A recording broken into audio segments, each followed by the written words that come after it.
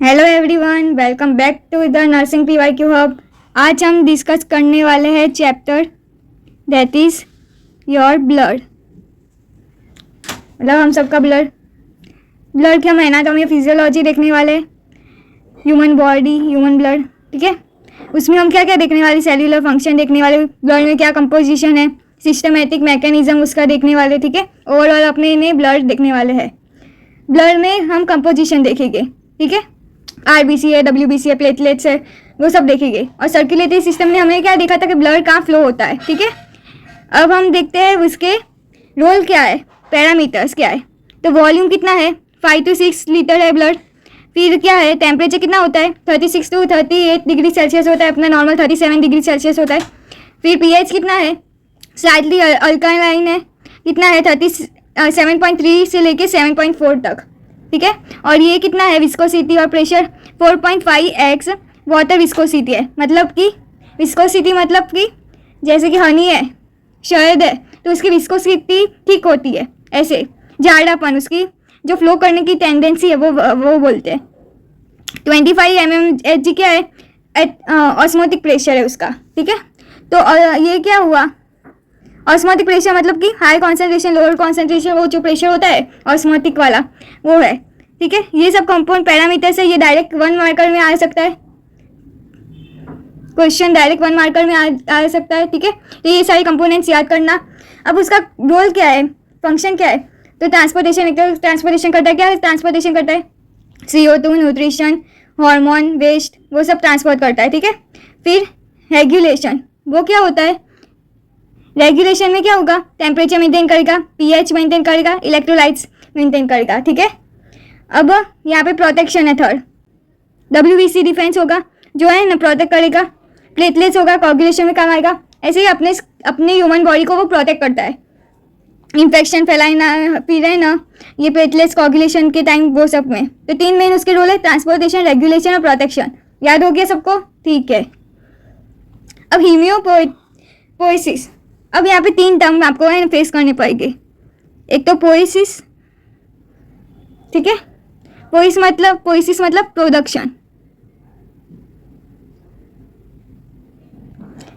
पोएसिस मतलब प्रोडक्शन। फिर लाइसिस मतलब ब्रेकडाउन, ठीक है। पोएसिस मतलब प्रोडक्शन, लाइसिस मतलब ब्रेकडाउन।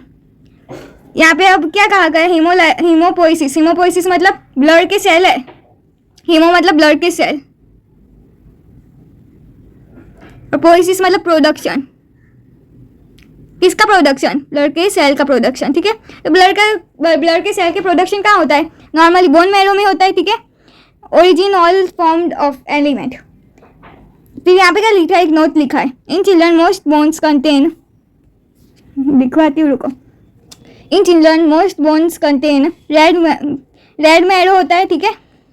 यहाँ पे क्या लिखा है, चिल्ड्रन में रेड मैरो होता है एट द एज ऑफ 20, तो 20 साल तक है ना, उनकी जो बोन्स में रेड मैरो होता है, बोन मैरो में रेड मैरो होता है। फिर क्या होती है, कन्वर्ट येलो बोन मैरो में कन्वर्ट हो जाती है, ठीक है। तो ये अपना ये एक नोट हो गया, याद रखना। फिर इसमें 2 है, एक हीमोपोएटिक है ना, stem cells derived from the mesodermal मतलब ये जो बीच वाला है वहाँ पे, mesodermal tissues during a foetal development. अब यहाँ पे क्या होता है कि है ना, अपने जब मदर की वॉम में होते हैं, फीटल उसको बोलते हैं, मदर की वॉम में जो बेबी होता है उसको हम फीटल नाम देते हैं, ठीक है। तो उसमें क्या होता है, क्या है, फीटल में एक स्टेम सेल होता है, जिसकी कैपेसिटी क्या होती है, क्या है ना, अपने ब्लड सेल्स है उसको प्रोड्यूस करने की। यहाँ पे लिखा हीमोपोएटिक एक स्टेम सेल है, तो वो हीमोपोएटिक मतलब अपने प्रोडक्शन करता है ब्लड सेल को, उसकी एक ताकत होती है। तो ये है फीटल के डेवलपमेंट में है ना, ये पाया जाता है। उसमें क्या क्या पाई जाता है कि मियोलॉइड स्टेम सेल और लिम्फोइड स्टेम सेल। और ये जब प्रेगनेंसी हो जाती है, ड्यूरिंग प्रेगनेंसी के बाद, तो वह डॉक्टर एडवाइस करता है वो स्टेम सेल रख के रखना, प्रिजर्व करके रखना। तो फिर हम प्रिजर्व करते वो कोड नंबर देते हैं, तो वो कोड हम वो बेबी को फ्यूचर में कैंसर या तो कोई भी ब्लड रिलेटेड बीमारियाँ हो गई तो वो एक कोड वो डालेगा और उसके बाद सब रिपोर्ट्स आ जाएगी, क्या है ना, इसका स्टेम सेल में ये है, तो है ना उसके ऊपर से वो जैसे ऑटो इम्यून सिस्टम है तो डिफेंस हो गई है, वो सब हो गया है, तो ये सब उसको पता चल जाएगा क्या है ना, मेरी ये इतने यहाँ पे मिस्टेक है, यहाँ पे मुझे क्योर करना है, यहाँ पे ट्रीटमेंट लेनी है, वो सब। ठीक है, यहाँ तक समझ में आया? तो ये इसके लिए काम आता है। अपने फीटल डेवलपमेंट में स्टेम सेल्स है ना जरूरी है, प्रिजर्व करके रखना जरूरी है। इसलिए डॉक्टर एडवाइस देता है कि स्टेम सेल अपने बच्चों को प्रिजर्व करके रखो ड्यूरिंग प्रेगनेंसी टाइम। अब आरबीसी है, उसके अंदर प्लेटलेट्स है और डब्ल्यूबीसी है। ठीक है, और लिम्फोइड में टी सेल और बी सेल है, लिम्फोसाइट। यहाँ तक समझ में आ गया सबको? नाउ नेक्स्ट हम देखते कि आरबीसी का दूसरा नाम क्या है? इरेथ्रोसाइट। अब मैक्सिमाइज ऑक्सीजन ट्रांसपोर्ट, क्या होगा? Maximise oxygen transport. ये आरबीसी ऑक्सीजन ट्रांसपोर्ट करेगा। अब यहाँ पे population 99% of all blood cell. अब डेंसिटी देख लेते हैं, मेल्स में कितनी होगी? 5 to 6 होगी, और है ना आरबीसी, और है ना इसमें कितनी होगी? फीमेल्स में 4.5 to 5 होगा। अब यहाँ पे क्या लिखा है? डायमीटर कितना होगा? ये डायमीटर कितना होगा? 7 माइक्रोमीटर होगा। अब ये इसका मॉर्फोलॉजी देख लेते हैं ओवरऑल। बाइकॉन्केव है, देख सकते हो बाइकॉन्केव है। डिस्क है, फ्लेक्सिबल है, फिर नो न्यूक्लियर। अच्छा, मैच्योर आरबीसी के अंदर न्यूक्लियस नहीं होते, याद रखना। मैक्सिमाइज है इंटरनल स्पेस ऑफ द, क्यों न्यूक्लियर नहीं होते? क्योंकि है ना उसको ज़्यादा के ज़्यादा ऑक्सीजन है ट्रांसपोर्ट करना होता है, इसलिए उसको जगह चाहिए, तो है ना ऑक्सीजन ट्रांसपोर्ट, इसलिए उसके अंदर न्यूक्लियस नहीं होते, याद रखना। Mature RBC. ठीक है, अब हीमोग्लोबिन में अब क्या होता है? अब आरबीसी के अंदर हीमोग्लोबिन होता है। ठीक है, एक हीमोग्लोबिन में ये है ना 4 आयरन होते हैं। अब एक आयरन एक ऑक्सीजन को कैरी करेगा। ठीक है, यहाँ तक समझ में आ गया? ये 4 आयरन, और ईच आयरन कंटेन 1 ऑक्सीजन। एक आयरन, एक ऑक्सीजन। अब 4 ग्लोबुलिन चेन है, प्रोटीन है, 4 हीम मॉलिक्यूल है, आयरन पिगमेंट है। फिर मैकेनिज्म क्या दे? 4 iron atoms carry 4 O2। Scale कितनी है? 1 single RBC contain 280 million haemoglobin. कितनी कंटेन करता है? 280 मिलियन हीमोग्लोबिन है अपने बॉडी में। अब आरबीसी कैपेसिटी कितनी है? 1 बिलियन ऑक्सीजन मॉलिक्यूल्स। मतलब कि यहाँ पे क्या कहा गया? सिंगल आरबीसी के पास कितनी है? 1 बिलियन है ना, उसको ऑक्सीजन की कैपेसिटी होती है। मतलब अब यहाँ पे समझो आरबीसी का नंबर लेस है। ठीक है, उसके ज़्यादा कितना है? यस, हीमोग्लोबिन है, उसके ज़्यादा कितना है? क्योंकि एक हीमोग्लोबिन के पास 4 ऑक्सीजन है, क्योंकि एक ही इनके पास 4 आयरन है। ठीक है, तो ऐसे होगा। तो यहाँ पे एक बोला है कि एक आरबीसी के पास कितने हैं? 280 मिलियन है ना, मिलियन हो गए, तो ये बिलियन में ही होगा, 1 बिलियन में होगा। ठीक है, यहाँ तक समझ में आ गया? Clear concept? अब यहाँ पे haemoglobin, architecture and oxygen transport, overall मैंने जो आगे पढ़ा है वही होगा। Globin 4 protein chains recycle into the amino acid post hemolysis. Heme 4 irons contain a pigment molecule, iron stored as a ferritin and reused, ये आगे अपने देखेंगे। Unused protein convert into biliverdin to bilirubin। अब ये ऐसा कहा गया क्या है ना, जब ये हीम टूटेगा तो ये क्या होगा, वो सब हम बाद में बात करेंगे, पहले तो ये बात करेंगे। 1 iron atoms carry 1 oxygen molecule, 1 haemoglobin 4 oxygen, ये 1 सिंगल, वो मैंने जो आगे बताया वही है। ठीक है, ये देख लेंगे, इनटू करेंगे तो कितना होगा? मैक्सिमम 1 बिलियन ऑक्सीजन कैरी करेगा पर सेल। नेक्स्ट हम देखते हैं आरबीसी का maturation phase. Triggers by the erythropoietin कहाँ से आता है? किडनी में से आता है। ठीक है, requires a B12 and folic acid synthesis. ये इरेथ्रोपोइटिन का क्या सिंथेसिस करता है? B12, और है ना विटामिन B12 और फोलिक एसिड में काम आता है, और ये आरबीसी को इरेथ्रोपोइसिस में काम आता है। ठीक है, अब यहाँ पे देख लेते हैं। डे 1 में क्या होगा? प्रोनोमोब्लास्ट है, इसमें क्या होगा? जो CFUE है वो स्टेम सेल डेवलप होगा। फिर अर्ली इंटरमीडिएट नॉर्मोब्लास्ट, इसमें क्या होगा, haemoglobin synthesis begins here, haemoglobin form होना चालू हो जाएगा, ये पिक्चर देख सकते हैं आप। फिर है ना लेट नॉर्मोब्लास्ट, पहले प्रो होगा, अर्ली होगा, इंटरमीडिएट बीच में होगा और लेट होगा। 4 to 6 डेज में 7 डेज में क्या होगा, रेटिक्यूलोसाइट्स होगा। क्रिटिकल फेस है, ये क्या क्रिटिकल फेस है, क्यों है, the cycle physically adjust is nucleus. क्यों क्रिटिकल है, क्योंकि उसका जो आरबीसी है वो है ना अपनी न्यूक्लियर को बाहर इजेक्ट कर देगा, तो उसके बिना वो जिएगा कैसे, इसलिए वो क्रिटिकल फेस हो गया उसके लिए।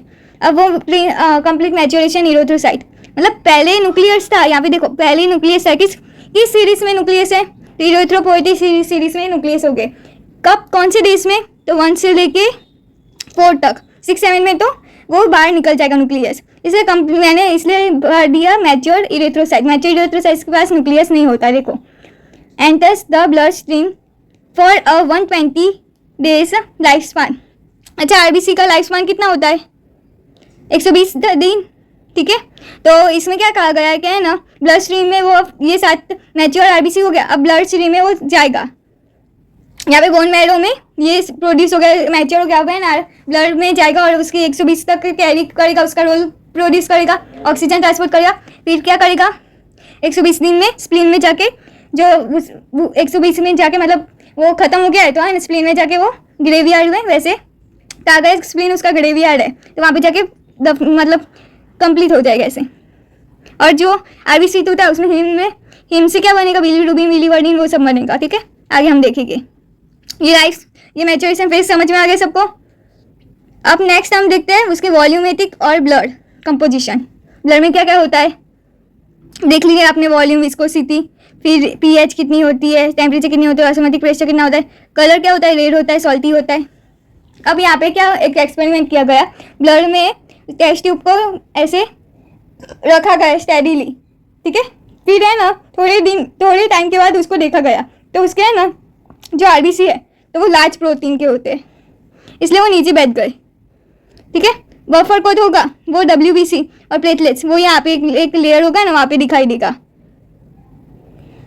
ये रहा, वो भी 1%, लेस देन 1%। ये कितना है, 45 अप्रॉक्स है, और 55 to 60 क्या है, प्लाज्मा है, ठीक है। यहाँ तक समझ में आ गया। अब उसने बोला है कि प्लाज्मा में क्या होगा, तो अब आरबीसी में तो समझ में आ गया, प्लेट्स में डब्ल्यूबीसी आगे बात करेंगे, वो प्लाज्मा में क्या होगा, तो वाटर, ऑर्गेनिक और इनऑर्गेनिक कंपाउंड एनवायरमेंट होंगे।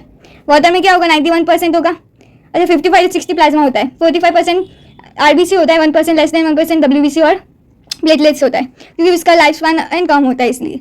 सॉलिड 9%, ऑर्गेनिक 8% और ये 1% इनऑर्गेनिक।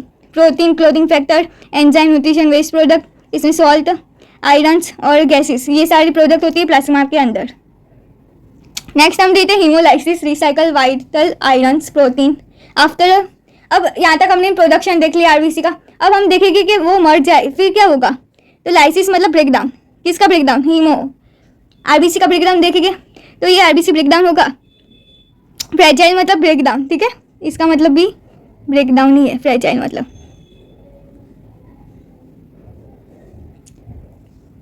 अब ruptured and broken down by the phagocyte reticular endothelial cells located in the spleen, liver and bone marrow. उसका ग्रेवियर मैंने बोला स्प्लीन है। अब उसके अंदर हीमोग्लोबिन होगा, उसका क्या होगा, एक ग्लोब्यूलिन और हीम दोनों अलग पड़ जाएगी, ठीक है। ग्लोब्यूलिन क्या करेगा, रिलीज एमिनो एसिड, क्योंकि वो एक प्रोटीन है, एक उसका ब्रेकडाउन होगा प्रोटीन का, तो क्या होगा, एमिनो एसिड बनेगा। फिर है ना completely reabsorb by the intestine, ये एमिनो एसिड का एब्जॉर्ब हो जाएगा इंटेस्टाइन में, फिर अपने को एब्जॉर्ब करके एमिनो एसिड से ये सेल्स रिपेयर वो सब में चला जाएगा, ठीक है। अब इसमें से 2 बनेंगे, आयरन और बिलीवर्डिन। आयरन क्या होगा, विच स्टोर हो जाएगा टिश्यू में जाके। फेरिटिन मतलब है ना एक आरबीसी को नीचे वर्ड किया है ना, ये लोग ने ले लिया है। Reused by the bone marrow, अब ये आयरन एंड बोन मैरो में जाके वापस से है ना मदद करेगा सिंथेसाइज न्यू हीमोग्लोबिन, मतलब कि जो नया हीमोग्लोबिन है उसके अंदर जाके वो बैठ जाएगा आयरन, ठीक है, ताकि यूज हो दूसरी बार भी। बिलीवर्डिन क्या होगा, unused protein of haem convert into the bilirubin. अब ये बिलीवर्डिन क्या होगा, बिलीरुबिन में कन्वर्ट हो जाएगा, फिर वो अनकॉन्जुगेटेड होके फिर कॉन्जुगेटेड लीवर में हो जाता है। फिर है ना ये bilirubin taken by the liver, liver में क्यों जाते हैं अनकॉन्जुगेटेड के कॉन्जुगेटेड बनाने के लिए? Binds with the bile acid, क्या बाइंड कर देगा? बाइल एसिड के साथ है ना, बाइंड कर देगा और एक्सक्रीट करेगा बाइल। अब ये एक्सक्रीट करेगा बाइल, ठीक है। अब इंटेस्टाइन और बाइल में इंटेस्टाइन, आपने डाइजेस्टिव सिस्टम में पढ़ा था, तो बाइल इंटेस्टाइन में जाके क्या करेगा? ब्राउन कलर करेगा, as a waste brown colour करेगा। किसको ब्राउन कलर करेगा? स्टूल को, अपने स्टूल को ब्राउन कलर कर देगा, ठीक है। एज अ वेस्ट अपने ये बिलीवर्डिन निकाला है बिलीरुबिन के फॉर्म में। ये बाइल एसिड क्या होगा? बाइल पिगमेंट निकालेगा। बाइल पिगमेंट के अंदर बिलीरुबिन के होगा और ये ब्राउन स्टूल अपना जो है वो इसकी वजह से होगा। ये सब तुम्हें जॉन्डिस में भी पढ़ोगे, ठीक है।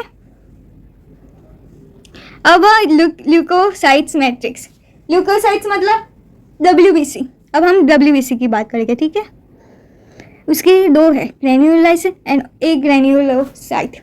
ग्रेन्युलोसाइट और ए ग्रेन्युलोसाइट उसके लार्ज ब्लड सेल्स होते हैं, ठीक है। प्रोसेसिंग न्यूक्लियाई मतलब उसके अंदर न्यूक्लियस होते हैं। फिर उसकी काउंट कितनी होती है? 4000 तो लेके 11,000। ये तुम्हें डायग्नोसिस में भी काम आएगा।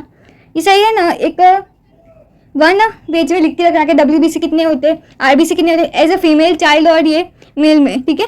लाइफ स्पान कितना होता है? 15 डेज का ही होता है, half day to 15 days, half day के लेके 15 डेज तक होता है। फिर दूसरा क्या होगा? ग्रेन्युलोसाइट और पॉलीमॉर्फोन्यूक्लियर। पॉलीमॉर्फोन्यूक्लियर इसमें क्या क्यों बोला गया है? पॉली मतलब बहुत सारे, मॉर्फो मतलब थोड़ा बड़ा, न्यूक्लियस बहुत सारे न्यूक्लियस होते हैं, ठीक है। इसमें 3 है, एक तो न्यूट्रोफाइल्स, एसिनोफाइल्स, बेसोफाइल्स। न्यूट्रोफाइल्स कितने परसेंट है? 4 to 70%, ये 1 to 6%, ये 0.22%। First line of the defence against the bacteria, दिख नहीं रहा है, रुको, हाँ। First line of the bacteria के पहले, बैक्टीरिया था तब ये पहला मौजूद होता है, ठीक है। हाईली मोबाइल, एक जगह से दूसरी जगह easily transfer, digest via phagocytes मतलब ये एंगल्फ कर देता है, ऐसे फचा लेता है और खा लेता है। फिर है ना response to the parasites, infections, round worm and allergy, inflammations, asthma. अब है ना यहाँ पे तुम्हारी कोई भी एलर्जी होगी तो है ना उसमें क्या होगा? ये तुम इम्यूनोग्लोबिन होगा तो उसमें देखेंगे ये लोग क्या है ना ब्लड में, कि जब इओसाइनोफाइल्स होगा तुम्हारे ब्लड में ज़्यादा परसेंटेज होगा, 1 to 6 पे भी ज़्यादा होगा, तो तुम्हारा डॉक्टर समझ जाएगी तुम्हें है ना एलर्जी या तो इन्फ्लामेशन है या तो है ना इंटेस्टाइन में पैरासाइट या तो राउंड वॉर्म है, ठीक है। तो इसकी वजह से है ना डॉक्टर को भी आसानी पड़ती है। अब बेसोफाइल्स में क्या होता है? 0.2% है, उसमें डिराइव से allergies, hyper sensitivity, release histamines, inflammation and heparin, anti coagulant. ये भी सेम है, एलर्जी में के टाइम में काम आता है, हिस्टामाइन प्रोड्यूस करता है और हिपेरिन प्रोड्यूस करता है। ये कुछ नहीं प्रोड्यूस करता पर है ना रिस्पॉन्स करता है, और ये प्रोड्यूस क्या करता है? हिस्टामाइन और हिपेरिन। मतलब बेसोफाइल का भी लेवल हाई हो जाएगा, एलर्जी के होगा तब हिस्टामाइन वो सब प्रोड्यूस करता है, इसलिए ये सिर्फ रिस्पॉन्स करता है, एलर्जी को दूर करता है, पर ये है ना उसकी ट्रीटमेंट भी करता है, हिस्टामाइन, हिपेरिन वो सब भी देता है ऐसे। अब एक ग्रैन्युलोसाइट के 2 टाइप है, एक तो मोनोसाइट है और लिम्फोसाइट है। मोनोसाइट 2 to 10% होता है, लिम्फोसाइट ज़्यादा होता है, थोड़ा 15 to 14% है। ये सब है ना परसेंटेज याद रखना है, ये कितना परसेंट है, ये कितना परसेंट है, क्योंकि है ना रिपोर्ट्स में है ना ये सब काम आते हैं। WBC migrates into the tissues to become a macrophage. Macrophage क्या होता है? सोल्जर ऑफ द सेल होता है। For a long terms chronic disorder defence, ये क्रॉनिक डिसऑर्डर या तो डिफेंस होता है ऑटो इम्यून जैसे, तो है ना वो क्या करता है? जो लार्ज WBC है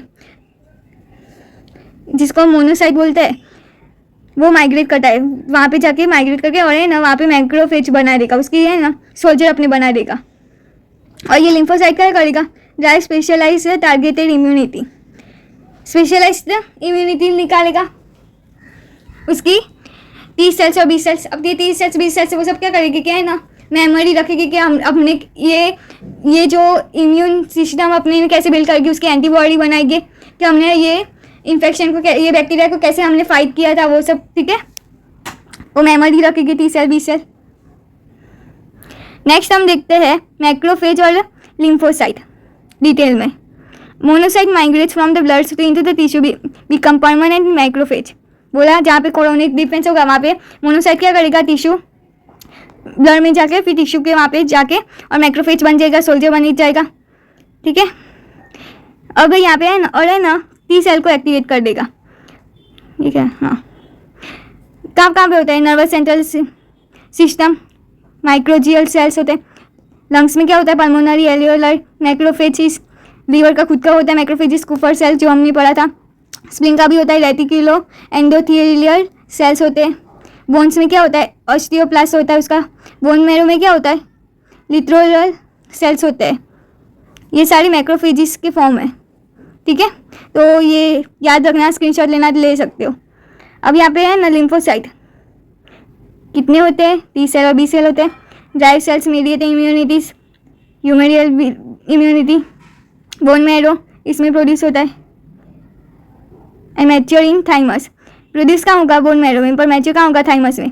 इसमें produce and mature in bone marrow, दोनों बोन मैरो में होगा। डिस्ट्रॉय वायरस, कैंसर सेल्स, वो सब है डिस्ट्रॉय करेगा, डिफेंस करेगा। और ये मेमोरी रखेगा, रिकॉग्नाइज करेगा फ्यूचर रिस्पॉन्स के लिए, ताकि वो वापस से आए। तो है ना एंटीबॉडी उसकी ऑलरेडी फॉर्म है अपनी बॉडी में, तो उसको दिया है ना, याद रहे कि इसको ये बैक्टीरिया ने हमने इस तरह से लड़ा था, इसलिए एंटीबॉडी बनानी जरूरी है। अब हीमोस्टेसिस, हीमोस्टेसिस मतलब स्टेबल, ये वर्ड आ चुका है कितनी बार। स्टेबल करता है किसको, 3 mechanism of preventing blood loss, blood clotting system हम पढ़ने वाले। ठीक है, कि ब्लड लॉस करने के बदले हम स्टेबल कैसे कर सकते हैं। तो पहला क्या होगा, क्या जहाँ पे इंजरी हुई है तो वहाँ पे है ना उसकी वहाँ पे जो भी वेसल्स होगी वो वेसल्स कॉन्स्ट्रिक्टर होगी। मतलब क्या है ना, ये इतना ब्लड है तो इतना वो सारा ब्लड फैला देगा, इतना छोटी वो आर्टरी कर देगा, वेसल्स छोटी कर देगा, इसलिए ना वहाँ से कम ब्लड जाए। Following injury vascular smooth muscles immediately contact to the lower blood flow reduce initial loss. अब प्लेटलेट्स वहाँ पे फॉर्म हो जाएगी। ठीक है, फॉर्मेशन 6 मिनट, प्लेटलेट्स फॉर्म होने में 6 मिनट लगते हैं। एंडोथेलियल सेल्स रिलीज, ये बहुत आईएमपी है। वॉन विलेब्रेन फैक्टर देख सकते हैं। Von Willebrand factor act as a क्या एक्ट करता है, एज अ ग्लू एक्ट करता है, ग्लू एक्ट करता है किसको, मतलब प्लेटलेट्स को ऐसे ऐसे है ना बाइंड करेगा। ADP to the attract more pulse serotonin और thrombo A2 to bind into the temporary seal. मतलब इन शॉर्ट क्या है ना, वो है ना बाइंड करने में हेल्प कर देगा। प्लेटलेट्स आएगी दूसरे अपने 6 मिनट में क्या फॉर्म कर, वॉन विलेब्रेन फैक्टर ग्लू की तरह काम करेगा। एंडोथेलियल सेल है जो है ना, ये आपके सेल है, उसको है ना रिलीज करेगा वो। मतलब कि जैसे कि यहाँ पे इंजरी हुई है, ठीक है, ये भाग में, तो यहाँ के एंडोथेलियल जो आजू बाजू के सेल है ना जो टच में है ब्लड के, तो उसको पता चल गया कि एनवायरनमेंट यहाँ पे थोड़ा लोचा है, तो है ना वो है ना ये ग्लूकोज सीक्रेट करेगा, इसलिए प्लेटलेट्स वो बाइंड हो जाए। अब यहाँ पे कोगुलेशन क्या होगा, जो डेथ RBC है वो है ना ये ट्रैप में फंस जाएगी, ऐसे फाइबर के जैसे बना देगा, तो है ना यहाँ पे जो डेथ RBC डेथ WBC वो सब है ट्रैप में फंस जाएगी। और है ना एक मतलब कि ऐसे ब्राउन कड़क लेयर हो जाता है जब लगती है तब, वो ये सब है डेथ RBC वो सब है। ठीक है, समझ में आया। The permanent mechanism where the thread like fibrins mesh bind the plug trapped RBC into the semi solid clot. Semi solid clot हो जाता है, जैसे कि अपने को लगती है तो ब्राउन कलर का वो कड़क नहीं हो जाता, फिर हम उखाड़ देते हैं, निकाल देते हैं, तब न्यू स्किन लेयर फॉर्म हो जाती है तब तक, और नहीं होती तो ब्लड भी आता है। स्टैंडर्ड कोगुलेशन फैक्टर नेक्स्ट हम देखते हैं, क्लिनिकल डायग्नोसिस टाइम। अब कोगुलेशन 12 कोगुलेशन फैक्टर है, इसके नाम भी दिए हैं। ठीक है, एक बार देख लेते हैं फिर आपको याद रखना है। फैक्टर 1 क्या होता है, फाइब्रोनोजन। फैक्टर 2 क्या होता है, prothrombin, thromboplast, calcium, labile factor, non existent, stable factor, anti haemophilic A, anti haemophilic B। फिर ये 10 मोस्ट इंपॉर्टेंट सैचुरेटेड फैक्टर, इससे ही शुरू होता है। फिर ये एंटी हीमोफिलिक C, फिर हेगेमैन फैक्टर भी इंपॉर्टेंट है, और ये फिब्रिन स्टेबलाइज फैक्टर। इतने 12 फैक्टर है। ब्लीडिंग टाइम कितना होता है, 1 से 5 मिनट। ये सही मेथड है पर आती नहीं है, पर है ना ये कहा गया है। और यह 3 से 11 मिनट ये इवे मेथड ने दिया था, ये रुकिस मेथड ने 1 से 5 मिनट था। फिर है ना क्लॉथिंग टाइम क्या होता है, ये सारी टाइम दी है। 2 to 8 मिनट इसकी कैपिलरी ग्लास से मिला था और 5 to 12 मिनट वाइट मेथड से मिला था। वे प्रोथ्रॉम्बिन ये सब नहीं काम कर पा रहे हैं, ये पूछेगा प्रोथ्रॉम्बिन टाइम। तो है major clotting time after the adding कब क्या आ जाता है, तो add the calcium and the phospholipid. ठीक है, क्लॉथिंग में कैल्शियम और फोस्फोलिपिड ऐड होते हैं। और है ना इंडिकेट्स अ लिवर डिजीज और द विटामिन के deficiencies as the vitamin K requires for the liver synthesis of the prothrombin।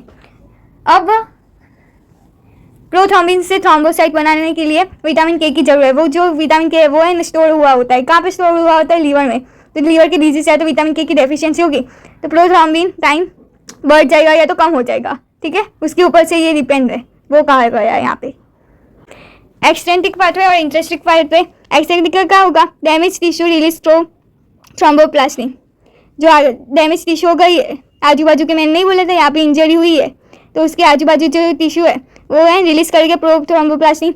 और है ना प्लेटलेट प्लग सिग्नल दे देंगे, एक तो प्लेटलेट को सिग्नल दे देंगे तो वह है ना प्लेटलेट्स फॉर्म करना चालू कर दे बोन मैरो को, तो बोन मैरो प्लेटलेट्स फॉर्म करना चालू कर देगा। यहाँ पे वहाँ पे जहाँ पे इंजरी हुई वहाँ पे प्लेटलेट्स फॉर्म हो जाएंगे। एक्टिवेट मैंने बोला ना फ्यूचर फैक्टर 10 वाला था, रिक्वायर कैल्शियम, इसमें कैल्शियम आयरन की रिक्वायर होती है। फिर है ना इसमें क्लोथिंग टाइम क्या था, कैल्शियम जब कहाँ का प्रोथ्रॉम्बिन टाइम क्या था, जब कैल्शियम और फॉस्फेट जरूर होगी तब ये हो गया। प्रोथ्रॉम्बिन से थ्रोम्बोन विटामिन के इसमें जरूर होगी। ठीक है, soluble fibrinogen to insoluble fibrin. जब सॉल्युबल फाइब्रिनोजन होगी तो वह वो ब्लड के साथ फैल जाएगा, तो उसको इंसॉल्युबल बनाने में जरूर है, तो इंसॉल्युबल बनना चाहेगा ताकि एक जगह जहाँ पे इंजरी हुई वहाँ पे है ना उसको है बाइंड हो सके। Fibrin threads through from the mesh network binding the platelets plug. जो प्लेटलेट्स के गत्ते हो गए तो उसको है ना जो फाइब्रिन ऐसे ऐसे ठिकरा जैसे बना देता है, मतलब देन अब उस वहाँ पे जाके है ना प्लग को ऐसे ऐसे कर देगा। और रैपिंग आरबीसी और जो डिस्ट्रॉय आरबीसी हो गया ना वहाँ पे भी उसको है ना ऐसे ऐसे कर देगा। Solid clotting fibrinolysis eventually destroys the clot once tissues heal. अंदर की टिश्यूज होगी वो हील हो जाएगी, तब तक ये आगे का अपना जो ये कड़क पोर्शन है वो रहेगा, फिर वो अपने आप ही निकल जाता है, पर तो भी हम निकाल देते हैं जानबूझ के आगे। इसके क्लॉथिंग फैक्टर कौन कौन से हैं, फाइब्रिनोजन, प्रोथ्रॉम्बिन, कैल्शियम और ये सैचुरेटेड फैट फैक्टर। अब यहाँ पे primary factor synthesise in the liver, prolong clottings indicates the liver disease, vitamin K deficiency. आगे हमने बोला उसको हम क्या बोलेंगे, प्रोथ्रॉम्बिन टाइम, उसके ऊपर वैरी करता है जहाँ पे लीवर डिजीज हो या तो विटामिन के होता है डेफिशिएंसी, उसके ऊपर है ना अपने डिपेंडेंट प्रोथ्रॉम्बिन टाइम। नेक्स्ट हम देखते हैं क्या देखते हैं, blood group, ABO blood group देखते हैं। अब यहाँ पे कोड कॉन्सेप्ट है, नोट्स है, क्या है ना surface antigens detects a incompatibility transfusions cause the recipient's immune system to destroy foreign RBC. अब नया आरबीसी अपने को चढ़ाएंगे और वो भी देखे भी ना तो क्या होगा, क्लॉथिंग फैक्टर हो जाएगा एंटीजन की वजह से, तो क्लॉथ हो जाएगा तो है ना अपना ब्लड धीरे धीरे सबकी जगह क्लॉथ होके क्या होगा, फंस जाएगा, हार्ट पंप नहीं करेगा, ब्लड को दिक्कत होगी आगे पास आउट होने में, वाइटल्स ऑर्गन में नहीं जा पाएंगे, धीरे धीरे वाइटल्स ऑर्गन डेथ हो जाएगी और अपने डायरेक्ट मर जाएंगे। अब type A antigen A, type B antigen B, type A B antigen A B, type O no antigen. आपने देखा क्या हुआ, टाइप ए में एंटीजन ए है तो एंटीबॉडी कौन सी बनाएगा, बी की, कोई नया सेल आए कोई नया ब्लड आए बी का आया, ए बी का आया या तो का है तो वो एंटीबॉडी फॉर्म हो जाएगा। उसके अंदर उसके ऊपर क्या होता है, ये आरबीसी है तो उसके अंदर एंटीजन उसकी खुद का ही होता है, तो नया कोई खुद का कोई आएगा तो उसकी एंटीबॉडी बना देगा ऐसे करके। ठीक है, अब डोनर किसको कर सकता है, ए को कर सकता है, बी को कर सकता है और ये इसको कर सकता है, इसको। अब बी किसको डोनेट कर सकता है, बी को कर सकता है और को कर सकता है, ए बी को, ए भी डोनेट कर सकता है, बी भी डोनेट कर सकता है, ए बी भी डोनेट कर सकता है, ओ भी डोनेट कर सकता है, ओ को ये तीन नहीं कर सके, ओ को सिर्फ ओ ही डोनेट कर सकता है। ठीक है, विटामिन ए वाला ही डोनेट करेगा, ओ वाला डोनेट करेगा, इसलिए यहाँ पे है ना जो ओ है ना वो रिसेप्टर यूनिवर्सल है ना, डोनर है, और है ना ये ए बी है ना, वो यूनिवर्सल रिसेप्टर है, मतलब है ना सबके ब्लड ग्रुप वो ले सकते हैं। देखो ये रहा, यहाँ पे समझ में आया क्या कहना चाहती हूँ।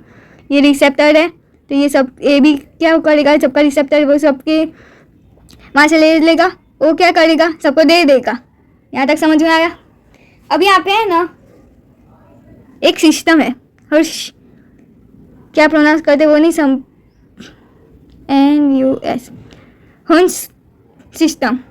वो क्या होता है, अब ये तो ब्लड ग्रुप तो होता है, तो उसके साथ क्या होता है, अपने सुना हुआ O पॉजिटिव है इसका, O नेगेटिव इसका, AB नेगेटिव इसका, ओ AB पॉजिटिव है। तो ये क्या होता है, पॉजिटिव और नेगेटिव क्या होता है, तो वो है ना एक मंकी में से है ना ये एक्सपेरिमेंट किया गया, तो उसमें है 2 मेथड आई, 2 मेथड मतलब कॉन्सेप्ट आए।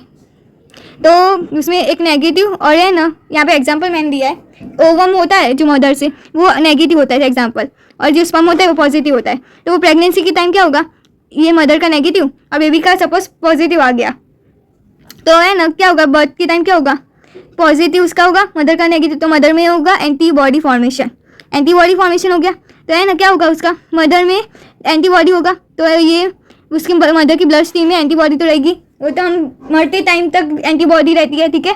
तो अब दूसरा वो प्रेगनेंसी कंसीव करेगी और वो बच्चे का पॉजिटिव वापस से आया और उसका नेगेटिव आया, तो है बच्चे को चांसेस है क्या है ना उसके ब्लड क्रॉस करने का चांसेस है, या तो है ना ब्लड में एनीमिया होगा, या तो ब्लड की कोई भी डिसऑर्डर हो सकते हैं उसको, ठीक है।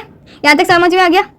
अब यहाँ पे ये कब होता है कि जब हम अम्बिलिकल कट करते हैं, तब थोड़े गुने है ना ब्लड है ना ड्रॉप्स वो है ना इसमें जाता ही है, क्या कहते हैं, मतलब इन शॉर्ट में ये समझ में आ गया पहले कॉन्सेप्ट यहाँ पे कि ये उसका वो नेगेटिव है, ये पॉजिटिव है, तो उसका बच्चा प्लस है, ये माइनस है, तो इसमें क्या होगा, एंटीबॉडी मदर में फॉर्म हुई, तो उसकी एंटीबॉडी लाइफ टाइम तक रहेगी, फिर दूसरा वो कंसीव करेगी, तो वह उसके बच्चे में प्रॉब्लम आएगी। क्यों प्रॉब्लम आएगी, क्योंकि है ना उसकी एंटीबॉडी इसमें बच्चे में घर है, तो वो क्या करेगा, अगेंस्ट जाएगा, तो ब्लड क्लॉट बनाएगा, या तो है कोई भी ब्लड की डिजीज होगी। अब तुम्हें एक क्वेश्चन आया होगा, क्या क्वेश्चन आया होगा कि एंटीबॉडी तो अपना आरबीसी में होती है, एंटीजन भी ऊपर होता है आरबीसी के अंदर, ए पॉजिटिव ए नेगेटिव वो सब ऊपर एंटीजन होता है ना, ठीक है, तो एंटीजन भी वहाँ पे होगा, एंटीजन भी वहाँ पे होगा, ठीक है। तो ये तो अपने प्लेसेंटा में थोड़ी ब्लड जाता है आजू बाजू, ये तो क्या कब होगा, तो प्लेसेंटा में तो थोड़ी ऐसे ब्लड ट्रांसफर होता है, सिर्फ न्यूट्रिशन वो सभी वेस्ट मटेरियल वो सब ट्रांसफर होते हैं, नहीं ऐसा नहीं होता।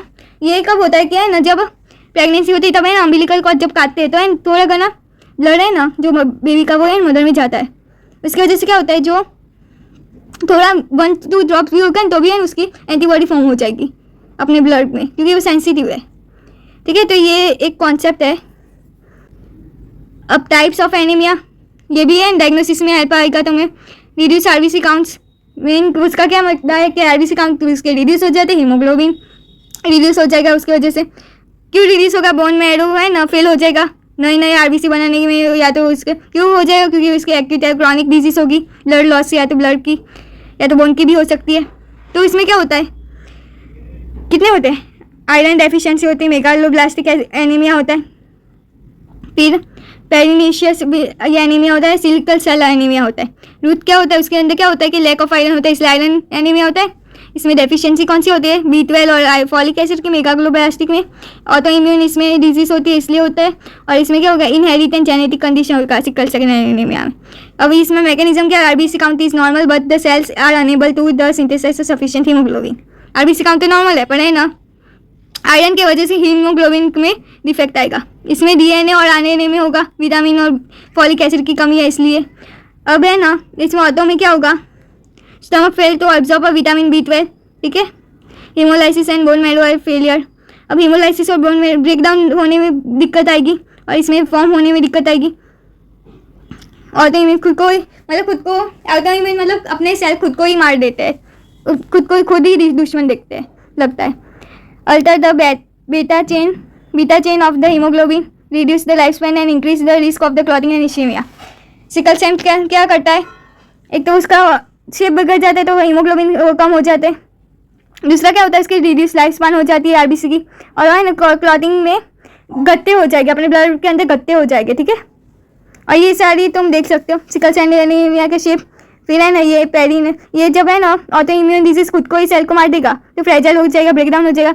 ये मेगा माइक्रोसाइट होगा, लार्जर देन नॉर्मल सेल हो जाएगा, अरे हाँ larger than normal RBC cells होगा उसकी साइज। और ये छोटू हो जाएगा, क्या है ना आयरन डेफिशिएंसी, आयरन हीमोग्लोबिन ही नहीं है तो क्या है फ़ायदा, फिर है ना छोटू का छोटू ही रहेगा ये। इसमें कम साइज में मेगा मतलब लार्ज, और ये याद रखने की टेक्निकल, मेगा मतलब लार्ज और आरबीसी लार्ज हो जाएगा, इसमें आयरन में कम हो जाएगा। तो यहाँ तक अपने देखा, ये आरबीसी की मॉर्फोलॉजी अपने देख ली, ठीक है। ब्लड वाला चैप्टर कंप्लीट है। यहाँ पे मैंने पूरा अच्छी तरह से समझाने की कोशिश की है, होप सो आपको समझ में भी आए, और है ना पूरे डिटेल्स में, और है ना एक एक ये कॉन्सेप्ट क्लियर की कोशिश की है, और है ना ये जो मैं पढ़ा रही हूँ वो सब काम में आएगा। And thank you for watching, all the best.